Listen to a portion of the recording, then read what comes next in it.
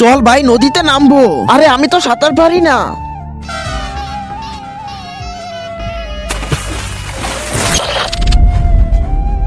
আরে এই বড় মানুষটাকে, আমি এত ছোট হলাম কিভাবে? আরে ভাই ওই ওই নিচে তাকা। আরে ভাই আমি এত ছোট হলাম কিভাবে? আমি বলছি যে ওই নদীতে নামে সেই এরকম ছোট হয়ে যায়, কিন্তু কেন সেটা তো আমি জানি না। তোমরা সবাই ওই দানবের প্রস্রাবের জন্য ছোট হয়ে গিয়েছো। ওই দানবের প্রস্রাব যার উপরে পড়বে সেই এরকম ছোট হয়ে যাবে, আর এর জন্য সেই নদীতে প্রতিদিন এসে প্রস্রাব করে। কোনো তো উপায় আছে এদেরকে বড় করার। হ্যাঁ, তার বড় ভাই পারবে, আমার সাথে আসো। ওই দেখো ওই দানবের বড় ভাই, ওই দানবের প্রস্রাব যদি এদের উপরে দিতে পারো তাহলে এরা বড় হয়ে যাবে। ঠিক আছে, আমি এখন এনে দিচ্ছি। বন্ধুরা, আল্লাহর ঘর মসজিদকে ভালোবাসলে ভিডিওটিকে লাইক করে চ্যানেলটিকে সাবস্ক্রাইব করে দিবে। আর যদি শয়তান হয়ে থাকো তাহলে লাইক সাবস্ক্রাইব করবে না। এই দানব, এই নে পানি খেয়ে এখনই প্রস্রাব কর। আরে আমি পানি তখনই খাই যখন খাবার খাই। নে এটা খেয়ে নে। ঠিক আছে। আমি ফল খাই না, আমি মানুষ খাই।